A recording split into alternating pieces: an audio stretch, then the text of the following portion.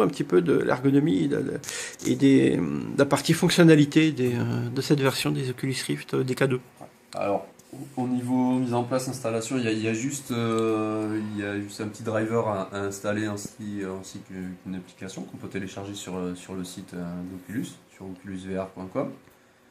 Et bon, bah, c'est très simple d'installation, c'est comme installer un driver d'un périphérique quelconque sur PC, donc c'est assez simple, il n'y a pas de problème.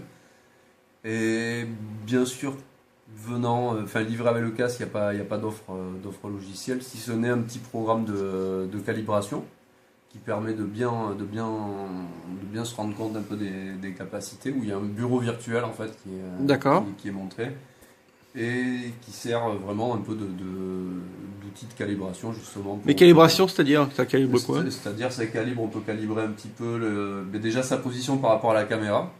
Permet il faut être dans une position vraiment optimale pour bien être dans le champ de vision de cette caméra et pour que tout ce qui est positional tracking fonctionne bien. Il y a également un petit utilitaire de calcul de ce qu'ils appellent l'IPD, c'est Interpupillar Distance, donc c'est la distance entre les deux pupilles en fait. Et dans cet utilitaire, ça permet quand même de bien configurer, de mesurer pour avoir un confort un petit peu optimal au niveau du rendu de l'image. Ensuite, au niveau de la mise en œuvre, c'est bon, il y a beaucoup de démos. Bon, au début, c'était un petit peu la misère, mais là, ça commence. Il y a beaucoup de démos qui sont disponibles déjà et optimisées pour le DK2. En à peu près un mois, il y a eu, je sais pas, je dois avoir un peu plus 130 démos. Donc c'est quand même un nombre assez considérable.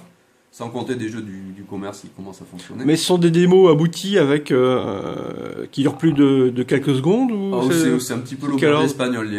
Celles ou les deux que tu conseillerais les plus top pour toi en démo, c'est lesquelles? Parce que s'il y en a une centaine à télécharger, c'est peut-être. Non, il y en a beaucoup. Moi, j'ai beaucoup apprécié toutes les démos de chez Sightline. Il y a un truc qui s'appelle Sightline The Share et un autre qui s'appelle Sightline tout simplement. Ok. Et ça fait quoi ça?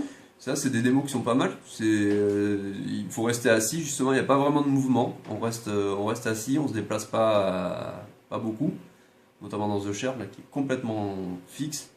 Et en fait, il y a un univers qui est représenté devant nous qui est assez réaliste. Et chaque fois qu'un objet n'est plus dans notre champ de vision, en fait, il est remplacé par un autre. Donc, au fur et à mesure, plus on tourne la tête, en fait, enfin, voilà, ce qui se passe derrière vous, par exemple, est amené à changer automatiquement. Donc c'est assez intéressant, c'est assez difficile à décrire également.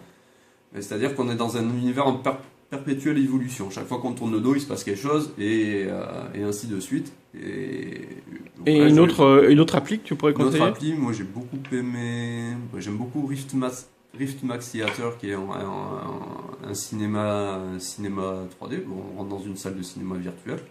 On peut projeter des films, il y a du multijoueur, il y a même des karaokés qui sont organisés, tout ça, donc c'est assez marrant. D'accord.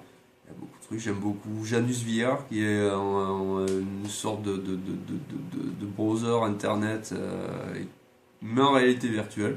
On peut surfer sur le web à l'aide des Oculus Rift en réalité virtuelle. Ouais. Et chaque site, après, il vaut mieux quand même le site soit optimisé, mais on peut quand même voir beaucoup de sites.